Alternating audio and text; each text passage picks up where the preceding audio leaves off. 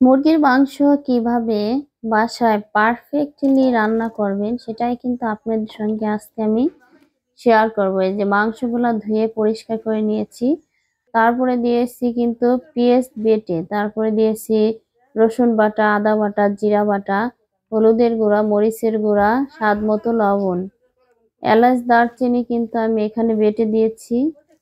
আর এর জন্য এই মশলাটাকে আমার সুন্দরভাবে হাতের সঙ্গে মেখে কিন্তু একদম মাংসের ভিতরে ঢুকে দিতে হবে। কিছু সময় রেখে দিয়ে তারপরে যে কড়াইটা কিন্তু আমি চুলাতে দিয়ে দিয়েছি। এখানে 2টি তেজপাতা দিয়েছি। তেজপাতা দিয়ে এটাকে কিন্তু সুন্দরভাবে নেড়েচেড়ে একদম অনেক সময় নিয়ে কষিয়ে নিতে হবে। আর আমার আজকের মাংসটা ছিল অনেক শক্ত, কারণ মাংসটা ছিল কক মুরগির। আর এই মাংসটা কিন্তু দেশি মুরগির মতোই শক্ত থাকে। আর এটাকে পারফেক্টলি রান্না করলে কিন্তু অনেক স্বাদ, অনেক মজাদার হয়। এই যে মাংস কষানোর পরে শেষে কিন্তু আমি একটু পানি দিয়েছি। পানি দিয়ে কিন্তু মাংসটাকে আবারও কষিয়ে নিয়েছি। এরপরে কিন্তু এই যে আমার মাংস রান্না হয়ে গেছে। মাশাআল্লাহ, কালারটা সুন্দর।